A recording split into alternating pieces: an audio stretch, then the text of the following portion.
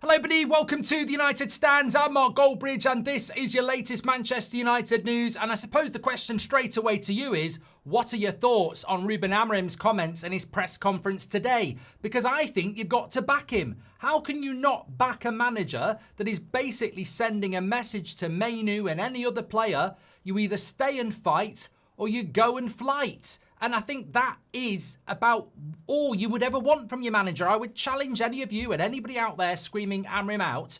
What do you want in a manager? What do you want in a manager? Also, Lammens' deal is getting closer. There could be a twist with the Rasmus Højlund deal. He might not be going to Napoli after all. And also, Garnacho's bleached his hair for a move to Chelsea. A new hairdo. I mean, I personally think a cock on his head would look better and it would be very fitting. But who cares about a bleached haircut person who's turned his back on this great football club? Let's talk about more pressing matters. So, look, Ruben Amorim has been speaking to the press today. You may have seen earlier on, Beth was talking about it. Look, I was very interested to see what he had to say about what his issues were with... why he was so defeatist on Wednesday. Is he going to leave the football club? And is he going to stay and fight? And I think, reflecting his own thing, he said, look, to be really honest with you, every time we have a defeat like that, I'm going to be like that. Sometimes I'm going to say, I hate my players. Sometimes I'm going to say, I love my players. That is my way of doing things. And I don't want him to change. I like the fact that he's honest. He said, in that moment, I was really upset and really disappointed because I thought we had a really good pre-season. We were being consistent in the way we played. Now it's a new game and I'm focused on that. If you're in one way, if you have this kind of behaviour, you have to understand that sometimes you have good things on the other side of the coin. Sometimes I want to quit. Sometimes I want to be here for 20 years. But effectively, it's who I'm going to be. The hardest part of the defeat sometimes is not the results. It's the way that you lose the game or draw the game. It's the small things, fighting for the ball, running. But on Kobbie Mainoo, he said this, until it is official, I cannot say much. I want Kobbie to stay. He needs to fight for his place. We need Kobbie. I understand that the players who aren't playing in this moment are disappointed, but you have to fight during the week. I have got no problem with this at all. I challenge anybody to have a problem with it. The only people who will have a problem with it is Player FC who haven't got their player playing, who they've got the name on the back of the shirt. And that does exist in modern football. But hold on a minute. We've got a manager here saying, I want you to stay. I want you to fight. Why do you want to go? And that story this morning about him wanting to go on on loan, it just exposes what I didn't really want to be the truth. Bad advice for Kobbie Mainoo to put that out publicly through David Ornstein and Fabrizio Romano. Bad advice to play a public game of tug of war with Manchester United. I don't like it. Get your head down, work hard and win your place back. Because to be honest with you, when we look at the track record of Amorim in the short time that he's been here, he's picked out the problems, Rashford, Antony, Garnacho, and removed them. And he's also rewarded the people that work hard. Go back to January. Casemiro couldn't get a minute. I think throughout January, I don't even think he did get a minute. Maybe he did, but not many. He was sat on the bench and he couldn't get near the first team. By the end of the season, he's starting games in Europa League games. Like, he worked his way back. Nobody can sit here and say that this manager will not provide people with a pathway into the first team if they work hard. What we have here is an agenda. That's simply what we have. We have an agenda against the manager because it suits certain people to push him out and, go on this hamster wheel of change at Manchester United. But I think it's absolutely... Sorry, I think my volume might be slightly low because I was filming with Robbie earlier. It is slightly low. Sorry about that. Thank you for letting me know. But I think it's... fasten your seatbelts in your ears. I think it's... I just can't see any other. I can't see any other solution other than we back this manager. And obviously Burnley tomorrow is going to be very interesting. And I'm slightly disappointed with Mainoo as well because I think there was a chance he was going to start tomorrow and hopefully he will start tomorrow. But you wonder, you want more game time and then 24 hours before a game, you start saying you want to go on loan, which is probably going to stop you getting game time. It's a weird advice. And ultimately, I think there's two ways of looking at this. He doesn't want to stay and fight and he wants to leave. Or he's had bad advice and gone public on something he maybe shouldn't have done. I don't know the answer to that. If you don't want to stay and fight, what's all this crap about loving Manchester United? If you want to go, then go the whole hog and put the transfer request in. But don't go in a halfway house going, I want to stay here, but I only want to go on loan to get minutes. If you want minutes, fight. It's not a hard fight. Casemiro, Bruno and Agate. It ain't a hard fight if you fancy yourself. I want players at this football club who want to fight. And if you don't want to fight, tell the truth, put the transfer request in and go. And with someone like Mainoo, I'd wish him all the best. He's not done what Garnacho's done. He's not done what others have done. But let's have a bit of bloody honesty. There's 3 days left in the window. We need fighters. We don't want people going, oh, I don't think I'm going to get minutes, so I want to go on loan. If you're good enough, you will play. I believe he can get into this team. Fight. Bad advice. Bad advice on the face of it. Back this manager. Back this manager. I think he's done good things, and I think he's honest, and I think he's going to make mistakes, and I think we're going to go through a bumpy ride. But that's my thoughts. Get yours in as well. Why do you not go to press conferences anymore, Kevin? We never went to Premier League press conferences. It was always the European games we went to, and we're not in Europe anymore. Double D says this club will go nowhere owned by the Glazers. Forget about projects. There are none, so don't be fooled. It's about surviving as a football club until the Glazers go. Get rid of the poison at the top and the rest will follow. Well, it's amazing you say that, Double D, and, you know, always very, very good conversations with you, very good points raised by you. But I've had a multitude of messages today from people saying you need to fight the fight against the owners. Why are we fighting in the sewers again? We need to climb out the sewers and look at who the real string pullers are, the owners. But you know what? I wish we could. I wish that was possible. I really, really do. But it's hard to do that right now. Segan says, brilliant analysis. Ask Mainoo to shut up and fight. I read something online today, and I don't know how accurate it was, but they were talking about Stellar Agency. I don't know who Mainoo's agency is, but Patrick, Attacking Football on X, was basically saying this has happened before. Dean Henderson was managed by Stellar Agency, and we had loads of leaks around him. Henderson was always rumoured to be leaking to the Manchester Evening News. I don't know whether that was true, but, you know, ultimately, Players take advice from their agents. They don't take advice from their manager, and football has changed that way. And that's why you need to recruit intelligently. You need to have a culture at the football club that promotes this. If Mainoo was at Liverpool, he wouldn't be doing this. If he was at Arsenal, he wouldn't be doing this. The culture's wrong. That's where Double D is correct. You can blame the player, you can blame the agent, but the culture is wrong. You don't know how that player's being treated by the Glazers or Ineos. You don't know whether they're going, we're not going to give you any more than 60k a week.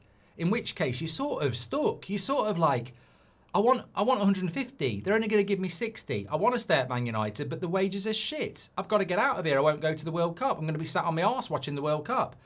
But if you're going to do that, put the transfer request in. You can't go half and half. You can't go public on a loan deal. And then you've got the manager who's stuck in between. The manager doesn't negotiate the deal either. I think this is a really key point. Clearly, Ruben Amorim wants Mainoo to stay. He's said it so many times. This is a financial argument. Nailed on. Absolutely nailed on. This is about the wage that's being offered. This is the last few days of the window. You're worried that when the window shuts, you're stuck. You've got no negotiating power. You're not in the team. And United say, you know, this is the offer. Now is the time to do something drastic. Hence, I want to leave. I want to go on loan. How does that help the manager? He's only got four midfielders and it ain't good enough. I feel bad for Amorim because he clearly wants Mainoo to stay.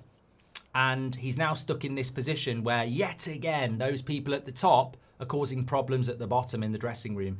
I don't know how it's going to resolve itself. Part of me is like, you know what, loan him out and get a good player in. Part of me is like, I hope that window shuts and he can just get down to work. But ultimately, does that happen a lot? Does a player that goes public get their head down and work? And how much damage has that done? You know, more problems. I don't know. Can you really blame a young player for wanting a loan move to play frequent football in a less toxic and better environment so he can improve his ability? Yes, I can, Connell. You obviously don't. Yes, I can. We're Manchester United. I love this football club. I would never turn my back on it. Look at the fans. Look at the people. Like, I don't give a toss if the Glazers own Man United. If I'm in Mainoo's situation, you are in a privileged position all over the walls in Carrington. As you drive into Old Trafford, their history, the feel of the place. You're a Manchester United player. Manchester United, you've got an opportunity to get into that team. And I would fight with every last breath to do it, especially when I see Bruno prancing around in the midfield, Agate playing shit, and Casemiro too old. I think it's a big white flag saying I surrender. No, I bloody would stay and fight, mate. It's Manchester United. It's a bloody dream. You're in a privileged position. You're telling me you can't get in that bloody midfield. What does that say about you if you can't get in that midfield? Come on. You're good enough, mate. Shut up with all the public stuff. Get to work. Prove them all wrong. Get your wage. Get in the team. Go to the World Cup.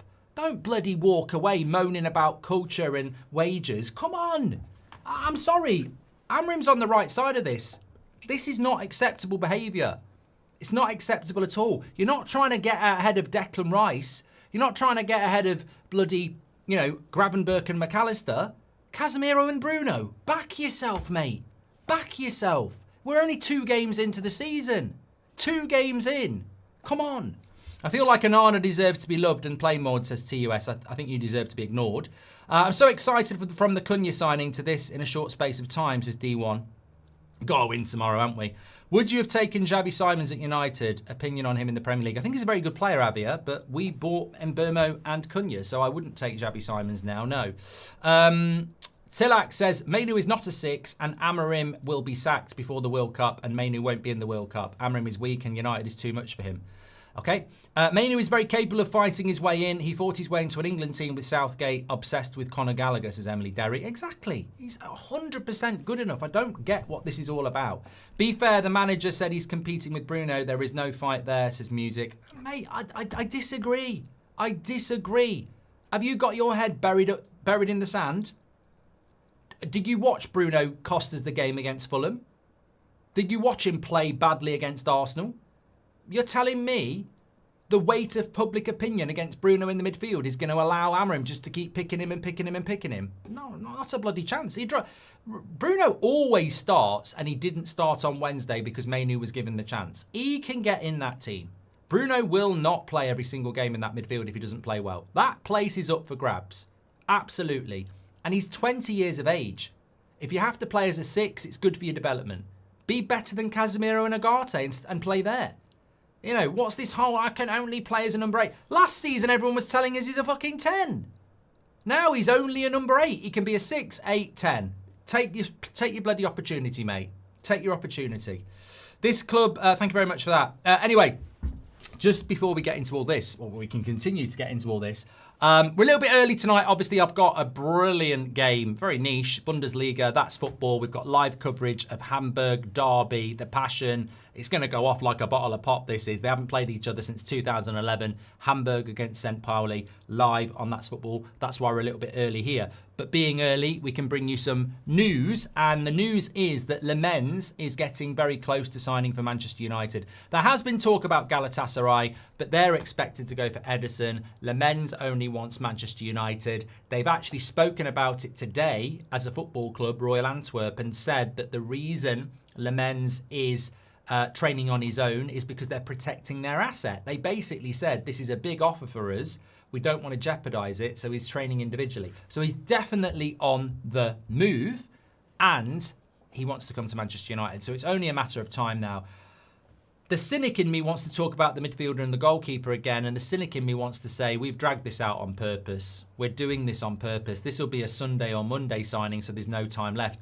Where is this midfielder coming from? I mean, the days are drifting by. Tell me where this midfielder's coming from. It's Friday night.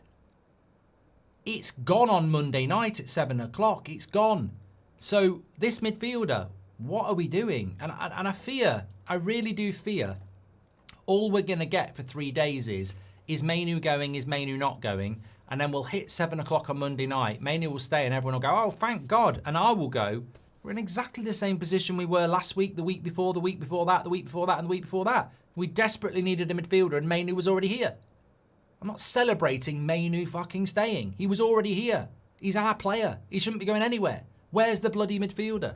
And I think we're running out. I think we probably have run out of time. I know Amorim and Wilcox desperately want a midfielder, but then if they're not going to deliver it, again, you've got to look upstairs and blame the... I'm not talking about God, by the way. You've got to look upstairs and look at the ownership and say, you failed. You failed, Sir Jim. You failed. Cobby was a 6 in his first few months. Can't be worse, as Matthew. Exactly. Cobby played for Ten Hag as a 6 at Everton and Newcastle in his first few games. Went to bloody St James's Park and played as a number 6 against their midfield. Brilliant. He's not. This number 8 obsession's ridiculous. He should be able to get into that team as a 6. Start there. Last season, Bruno played every game. Anyway.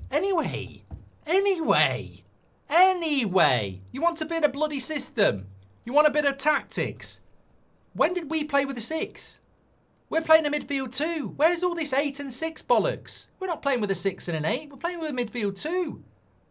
One of them might get licensed to go forward more, but it ain't a 4-3-3 with a 6, 8 and a 10. We've got 2 10s and 2 midfielders.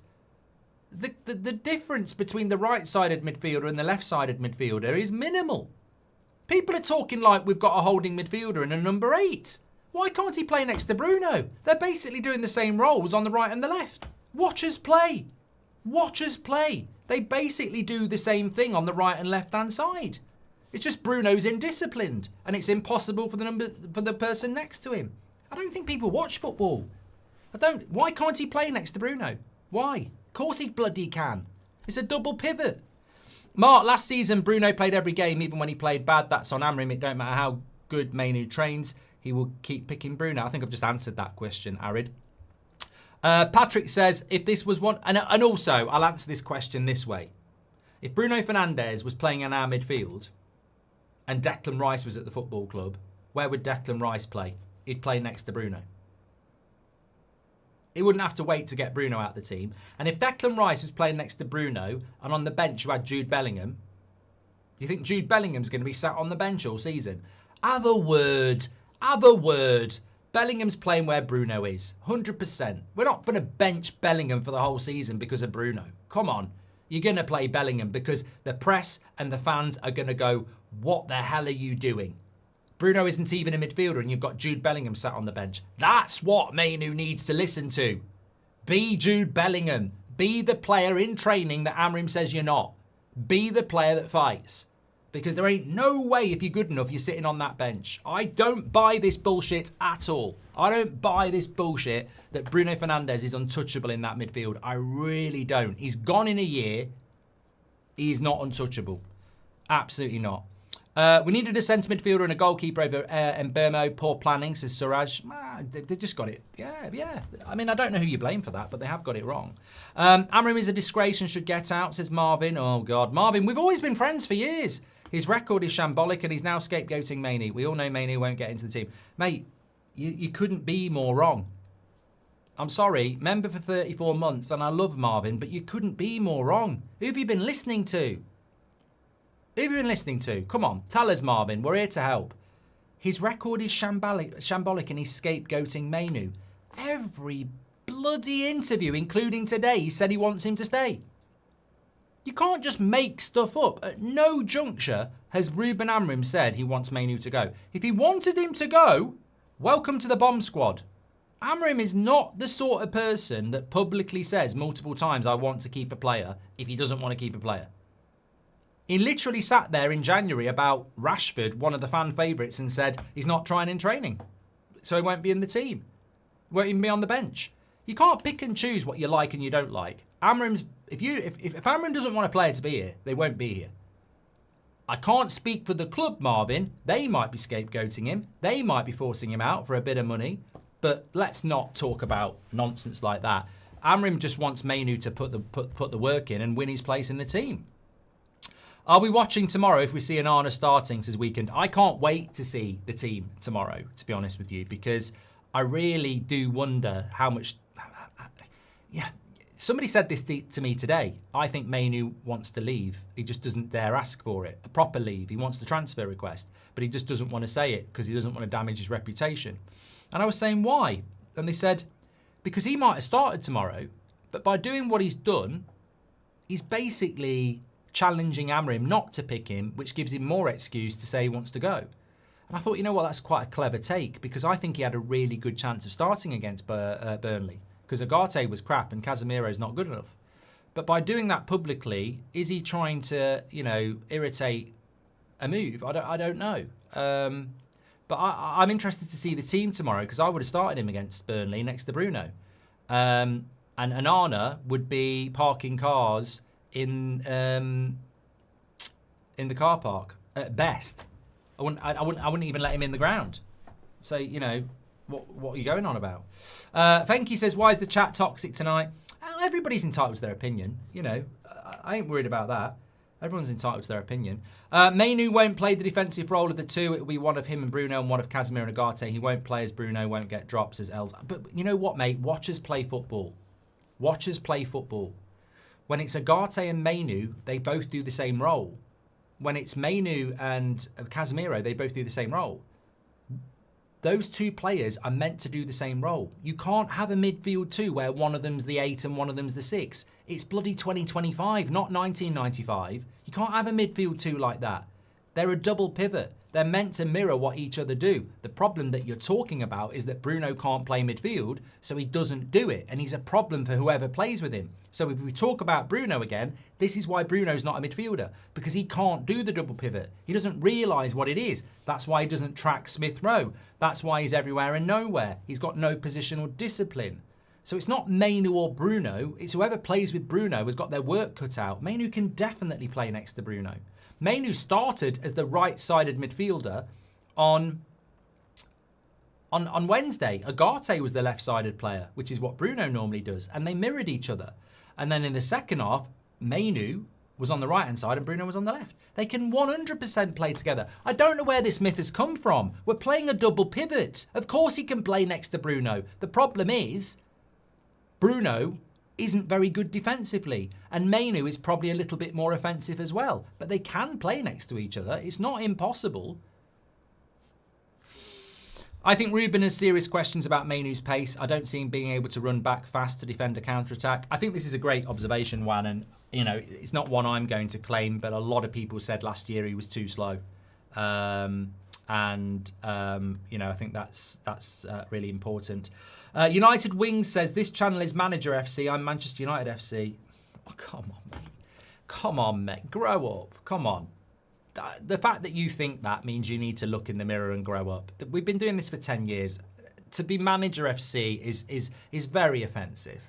Backing your manager is backing your club. Backing players who are angling for wages and moves is not backing your club. You're backing a brand. You're backing an agent. You're backing an individual. So backing your manager is backing your club. There is no such thing as Manager FC. The manager manages the team. He's got responsibility for 25 players. An individual player does nothing other than turn up and play football. Literally, you're backing your club if you back your manager. It's the oldest bloody rule in the book. What are you talking about? I feel an honour. I'm done. We're not reading that again, TUS.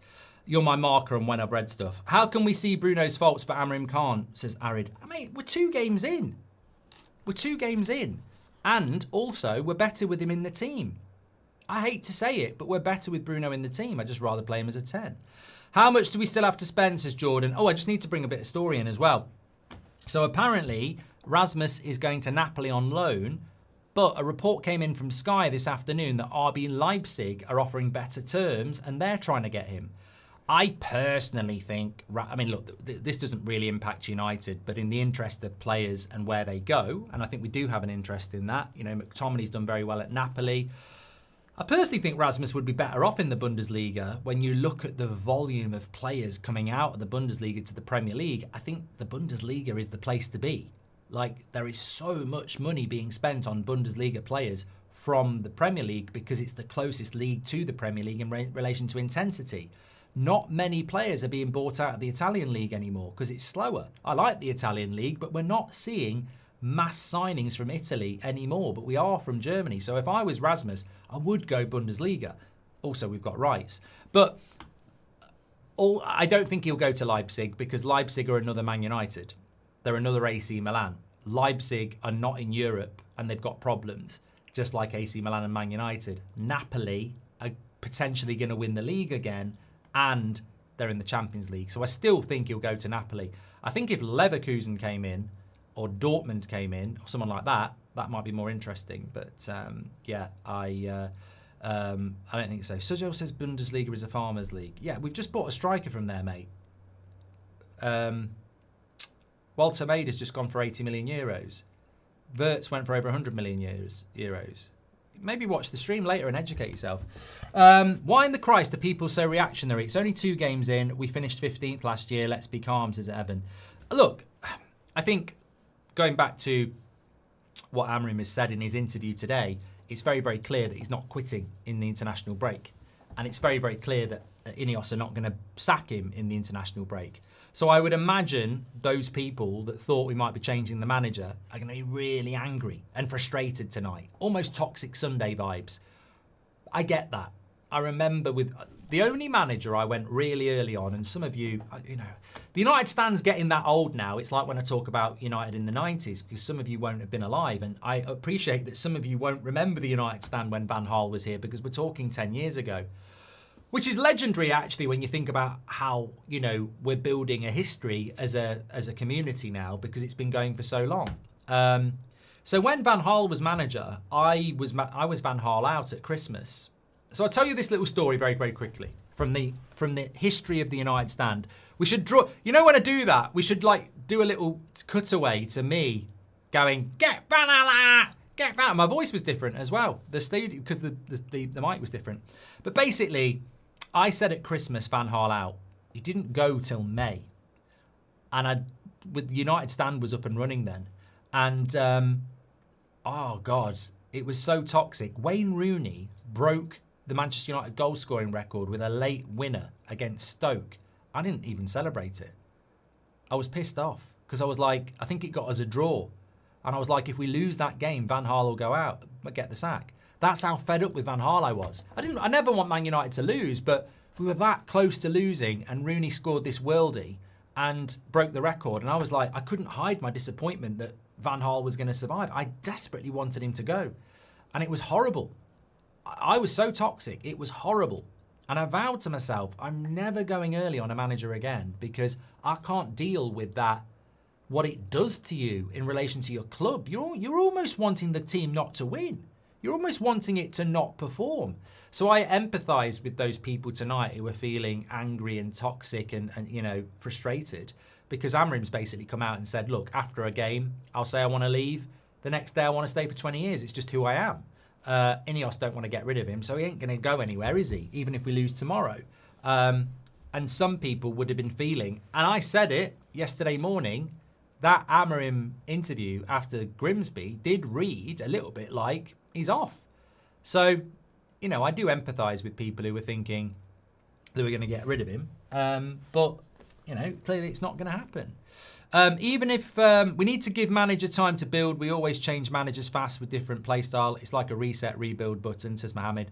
Look, I'm not here to shout out, talk shit, but I did hear that, I nearly said Wankstein, that's not his name, saying something about Jose over, Jose next or Jose after Amorim. I love Jose. I'd love to see Jose at West Ham or Forest or a club like that. But Jose cannot come back to Manchester United. Like, I don't even like it when players come back. Managers can never come back. Unless they've been successful, they can never come back. You can't bring back a manager that's got sacked. No way. Because from day one, people are going to go, that's why he got sacked. You just can't, you know, somebody was saying bring Ollie back because he's been sacked. There's talk of Ten Hag getting sacked at Bayer Leverkusen already, by the way. Be interesting to see what happens there. So, you know, we could have a hat trick of ex-manager sackings very, very quickly. But I wouldn't, no, Jose can't go anywhere near Manchester United. That would be ridiculous. As much as I think he's box office, I'm talking like Hugh Grant now. Thank you, Aporf. Mistakes are our sanctuaries where we learn and grow. Amorim needs leeway to make some mistakes and learn from them. I'll back him till the end, says Karen. Look, somebody said to me today, why do you back Amorim? In a very easy way, and I'll give you the strategic way, the structured way. In a very simple way, I think this job is ridiculously hard. It was never going to happen very quickly. It's got worse. But I don't actually blame him for what's going on as much as I blame players and the owners. And if we're going to get rid of anybody, this time it can't be a manager. It's got to be players and owners. So that's my principle. In a more structured way, I would say he's only been here 5 minutes, really. I'm not really bothered about 28 points from 29 games. I mean, I am, but I'm not like scrutinising it, going, "How's that happened?" Because I know how it's happened. We've got a shite squad. We've got, you know, an ownership that's really struggling to show us what they're all about.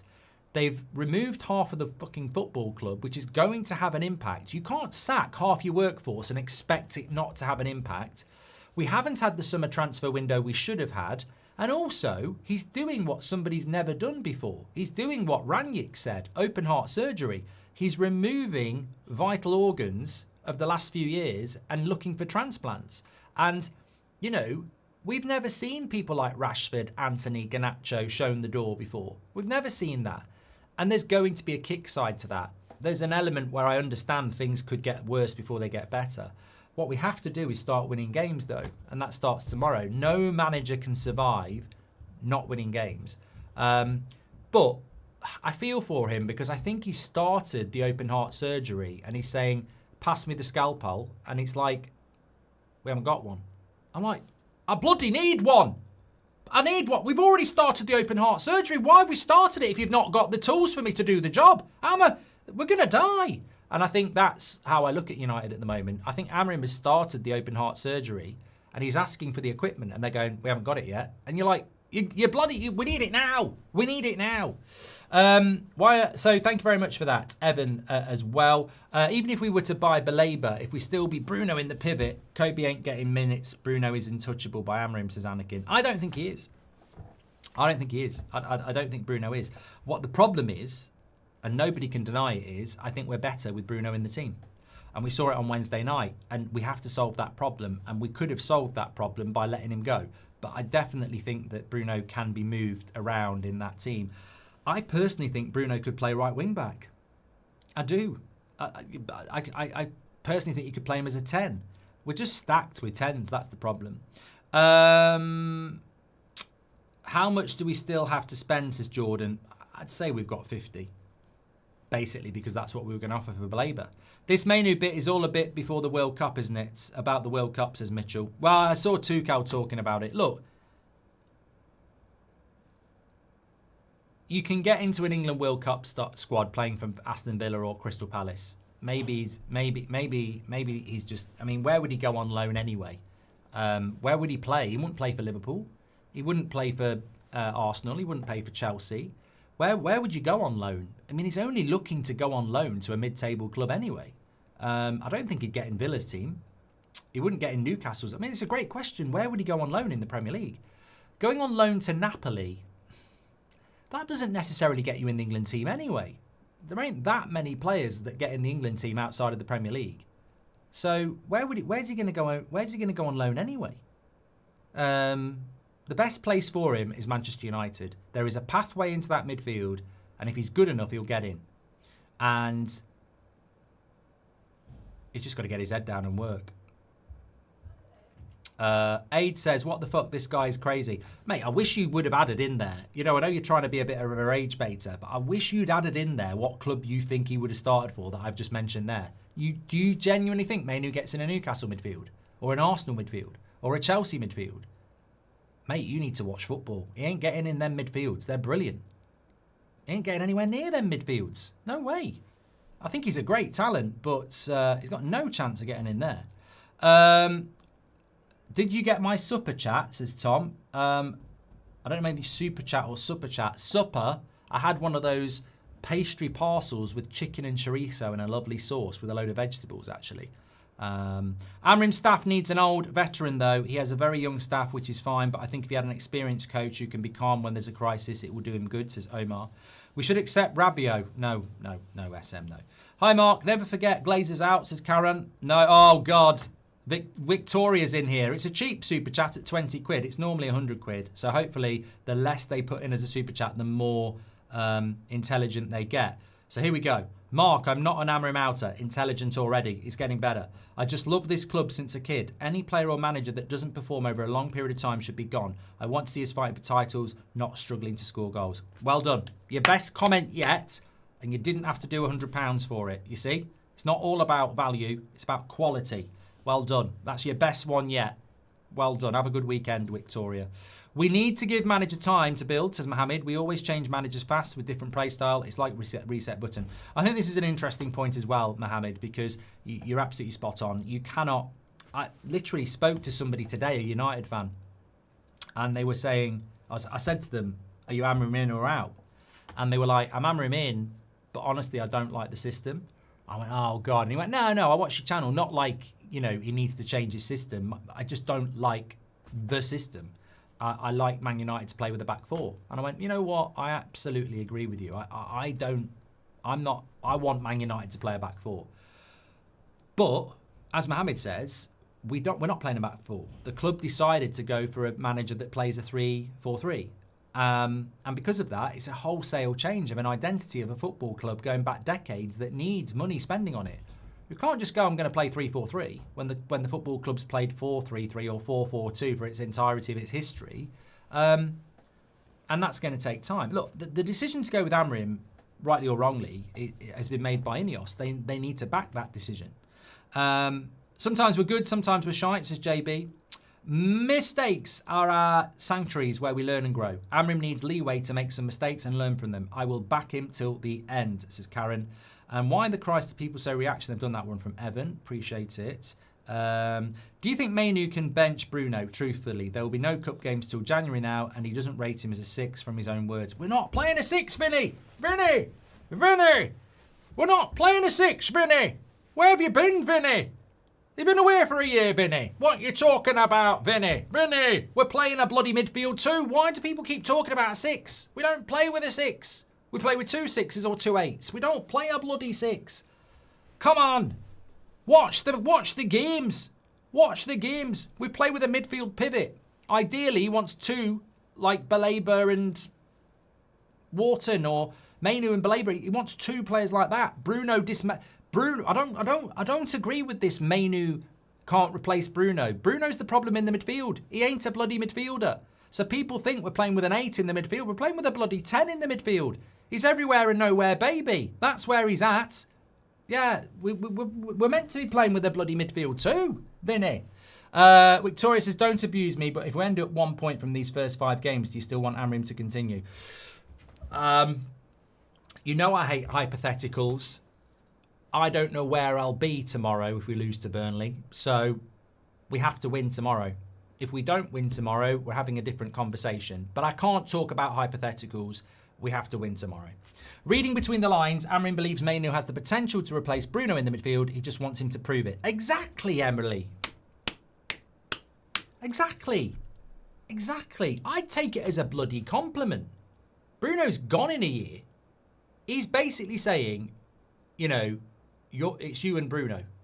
I would take that as a compliment. I'd be like, right, what an opportunity, you know? Bruno has the most punchable face in the Premier League, says Avia. Well, we don't want any of that in here. We don't condone violence. Rory C says, oh, here we go. As bad as Victoria, I have to take a deep breath and calm myself. I just know it's going to be confrontational. If the 2 CMs are the same, why did Amorim say he was competing with Bruno, says Rory. I don't think he is. Rory, if you listen to what I've said, I don't think he is competing with Bruno. I really don't. I think he can play next to Bruno. He played next to Bruno in the second half against Grimsby. He could have used Casemiro. I don't believe he's competing with Bruno specifically. I think he's competing with Ugarte and Casemiro as well. I think it's a midfield too. Watch the games. I don't need to overanalyze every bloody statement of the manager. Was he asked how his midfield works? Was he asked, can Mainoo play next to Bruno? I think you're overanalyzing it. Joel Enton went from a striker to midfielder. Why can't we do it, says Thornster. Okay, we'll move on from that one.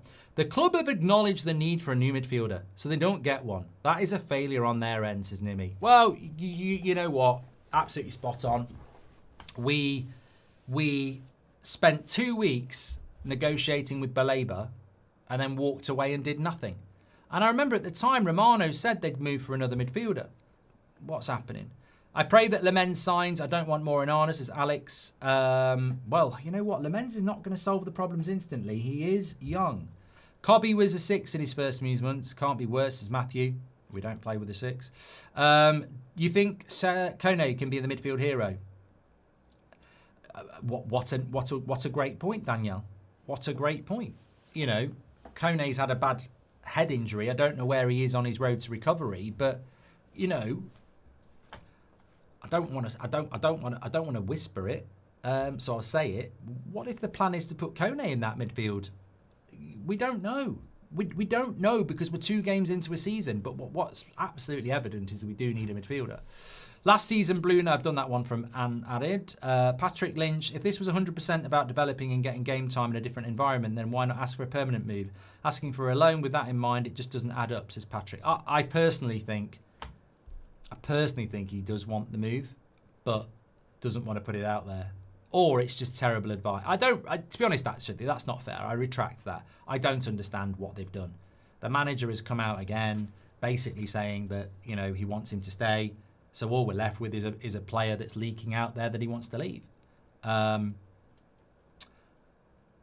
Suraj says, we needed a centre midfielder and a goalkeeper over Mbermo. It's poor planning. I've done that from Marvin. Weekend Bus says, are we watching tomorrow if we see Onana starting? I am. I will be, yeah. Mainoo won't play the defensive role of the 2. It will be one of him. I've done that one from L as well. It's interesting. I mean, just going back to what Wan said there, I mean, he basically said, I think Amorim's got serious questions around Mainoo's pace. And, you know, I do so many watch-alongs with you good people and we read so many comments. I do remember that specifically being mentioned by a lot. I didn't agree with it, by the way. But I do remember a lot of people last season saying he's not quick enough. And I was saying he definitely is. He's quicker than you think, Mainoo, but some people don't think he's mobile enough for the midfield. What did Amorim say? He needs speed and intensity in that midfield. Brandon says Mainoo is young and can develop into whatever type of player he wants to. He could be a 6, 8 or 10 or a Pratt. He needs to choose wisely. I remember saying this, Brandon, last year. I think people misprofile Mainoo so badly. Like last year, he played 1 game as a 10. And you got all these people going, I told you so, FC, funnily enough. I told you Mainoo's a 10. I told you he was a 10. Next game, he played shit as a 10. And I said at the time, people need to stop pigeonholing Mainoo as a 10, an 8, or a 6. The only number that matters is 19. He's 19. And I agree with Brandon. He can be any position he wants. He could turn into one of the best holding midfielders. I've done it myself now. He could turn into one of the best pivot midfielders England have got. He could end up being a more attacking midfielder. But he shouldn't be profiling himself.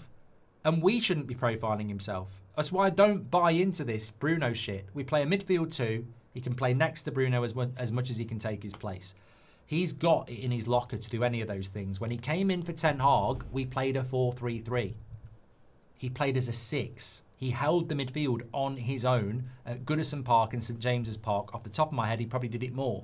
So he can do it. If he's doing that at 18, why can't he be doing it now at 20? Of course he bloody can. He can play in any of those midfield positions. That's why I rate him so highly. So why is there this obsession that it's Bruno or him and we play 2 bloody midfielders, you know? It took Fergie 3 years to get United into the top 5, says Fernham. During the war, Uncle Albert. But I know what you mean. But the world has changed. Like, there is no patience now. Do threats create a nice environment or toxic? Amorim. Sorry, the chat's moving wild here. I want to go back to that. It was good. Sanshit says, do threats create a nice environment or toxic? Amorim has now threatened twice to leave. It just creates uncertainty between players and fans. No, I don't think it does. I think we've had the clarity now because he's always honest. I think after games he's going to say things he doesn't mean. He's a passionate man. He's he's an honest man. And I think he's come out and said, look, after the game, when I'm being interviewed, I'm emotional and I'll probably say I want to leave. But the next day I want to stay for 20 years. we're all human beings. If you want a bloody robot in charge, it's interesting. I heard somebody today saying, when Ten Hag was in charge, people moaned how emotionless and robotic he was. We've now got a manager who is passionate and honest and contradicts himself a little bit, and we want to get rid of that as well. I'd rather have what we've got with Amorim, because sometimes, guess what? In my match reactions, I say some things I don't believe the next day, because that's what passionate, creative people do. They get emotionally invested, and straight after a disappointment, they start saying things they don't really mean because they're angry. And then the next day they'll go, of course I'm not going to go anywhere. I'm just bloody pissed off, Thank you, Garrett. I'll try and find it. It's busy tonight. As much as I love Mbeumo, if Ruben knew Mount going to do well this season, we should have only got one between Cunha or Mbeumo. The trouble with Mount, Arshan, is nobody would have predicted that Mason Mount would be fit all the way through July and August. Nobody would have predicted that. Mason Mount staying fit is miraculous at the moment. So, look, I think if Amorim had been told that Mason Mount and Xerxes were going to be fit for most of the next season, we probably wouldn't have bought Mbeumo, would we? But I still think, if you look at the preview, look at where I've put Mbeumo against Burnley. I've put Mbeumo at right wing-back.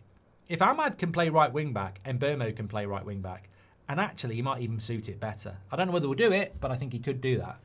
Because I want to see Mount or Xerxes start tomorrow as well, and Mbeumo and Cunha. So I think putting Mbeumo as the right wing-back makes sense to me. Titus says, great show. I've loved it. I've absolutely loved it. It's been brilliant. If Amorim was to walk away, I wouldn't genuinely blame him. It just shows the problems we have at the club. Look, I don't want Amorim to walk away, Sheep Lane, but if he did walk away, it would be the most significant thing that's happened to us since Sir Alex Ferguson left, and it would be our lowest point, but it would be an admission that the club is on its arse. Absolutely on its arse. How can we expect to get better mentality and consistency in the team when the leaders and core group are the same? Nothing will change while Bruno, Shaw, Maguire lead the dressing room. I think it's an intelligent point, Wackham, and it's not even anti-Shaw, Maguire and Bruno. But if you were going into battle and you looked at your generals and it was Maguire, Bruno and Shaw, you might respect them, you might like them, and they might be willing to fight. But you might also look at their win ratio and go, you've lost every battle you've been in. And I know they haven't lost every battle they've been in, but they've been part of teams that have sacked managers and failed. And I think you're right. But Rome's not built in a day. You can't remove... Maguire will be gone next summer. Bruno will be gone next summer. And Shaw will probably be gone next summer. You can't get rid... We've not technically sold anybody as well. Like, we were never going to get rid of 10 players this summer. We've gotten rid of none. Garnacho's not even official yet. So... Look, I agree with what you're saying. Some of our leaders are proven losers, if we're being honest. But there is such thing as transition. And I think people like Harry Maguire are very important over the next 12 months. We were never going to get... Look, I wish we could have got rid of 11 players and brought 11 players in. And maybe there's a club that would do that. But we were never going to be able to do it. Brandon, we did yours. It was very good. Imagine Ollie or Jose back. Actually, don't mind, says Uzza. Do you think we should have kept Hannibal? Says Skeptical. I'm not going to say anything because he might play tomorrow. Do you drink... I don't know what that is, JB. Morsey, welcome to Members Club. Thank you very much for getting your badge in. And thank you very much for that. Did you get my message about Mainoo, says Tom? Nope. Can't we get salary cut for players who don't play well, says Mohit. In real life, this actually happens. I'm so disheartened. Bruno has I've done that one. I'm not Amorim out, but if he continues to pick Onana and continues to make mistakes that lead to losses, what then? Yeah, but Garrett, I found your super chat. Garrett, let's be honest, that was a Carabao Cup game against Grimsby Town, and he put Onana in goal rotationally. In the first 2 Premier League games of the season, he's dropped him for Bayinda. I mean, it's much of a much. Both of them aren't good enough, but you can't really moan about him picking Onana when he dropped Onana for 2 Premier League games. I haven't fixed my glasses yet, Den, no. Wouldn't be surprised if they sack Amorim and bring Jose back. Nah, they won't do that. Luke Shaw would be pissing himself if that happens, says Jack. Would like to see Mainoo spend a season at Palace, says We Are United 1999. Thank you very much. My last super chat for tonight, says Arshan. Next season, some of our bad players will leave. At the time, Ruben can make a good team. Yeah, but you know what, mate? I don't want to write off a season. I don't want to write off a season. I don't think anybody wants to write off a season, and I certainly don't want to be writing off a season. It worries me that we might do that. So I don't want to write the season off. I want us to be forward-thinking. I want us to be progressive. I want us to be winning games now. And I don't know, I don't want this season to be a write-off. I think we've inexplicably written off too many seasons in the last 5. We wrote the season off when we sacked Ollie and Rangnick came in. We wrote last season off when we sacked Ten Hag. It's not acceptable. We're literally 2 games in and we can't be talking about next summer. And the trouble about talking about next summer is that you've got to analyse this summer. What gives you any confidence that this board will deliver next summer when it hasn't delivered now? We can't keep looking down the road. Because I tell you what, when you've got bad owners, if you can get the fans to keep looking down the road, they won't look at the problems now. And we have to look at the problems now. There is no confidence in next summer. How does Amorim even get to next summer? I've got no confidence that we'll solve the problems next summer because we haven't solved the key problem. I mean, you know, when you look at this summer transfer window, all we've really asked for is 5 signings. We've had 3. Really, we need 9. Most of us said we need 9 and went realistically with this club 5. We've only had 3. It's crap. It's really crap. In a manager's first summer transfer window, they've delivered 3 signings and an imbalanced 3 signings as well. It's it's attack focused at the detriment of the midfield and the goalkeeper. So I can't look at next season. A year's a long time in football. This time last year, Ten Hag was in charge. This time last year, Scott McTominay was still a Man United player. So a year is a long time in football, definitely. And I can't be looking beyond now. Korean vodka, says JB. That's what it is. Uz says, thoughts and prayers with the chap not cutting his hair till 5 consecutive wins. Enjoying your content from Lithuania, says Uz. It's funny, I was watching a film last night and I thought it had United Strand in it. I was watching Star Wars A New Hope and this big hairy thing came in and was growling and then I realised it was Chewbacca. But yeah, look, great bit of publicity, but I'm glad I never said it. He ain't never cutting his hair, is he? Similar to the amount of number 10s we have, how does Martinez and Mazraoui find their place in the team? Says Spin. Well, Martinez will bench Luke Shaw, 100%. And Mazraoui would probably bench Delo and Ahmad at the moment. I think they both walk into the team. I wish they were fit. Spin. I didn't realise how much of an influence Bruno has on the team and fans until I went to a live game. He takes the mood from the pitch to the stands. We almost need him to be perfect to turn this round, says Nick. Look, we were shit on Wednesday night. Bruno came on and we were better. Now, we're not good enough, but we are better. That's why, for me, I would have sold him in the summer and spent heavy because I think he's so influential on this. Bruno's our best player and our worst player. Somebody said that, and I'm framing it in the Louvre. It's so true. We are better with him in the team, but we are not good enough with him in the team. It's a conundrum. It's a real problem. I don't know how you solve it. Well, I do. You sell him for £100 million and you spend that on a midfielder or 2 this summer, and we didn't do it. So, I think it'll hurt us, really, but look, I hope I'm wrong. Mazraoui was our best player last year. He helps the midfield by stepping in. Any update on his injury?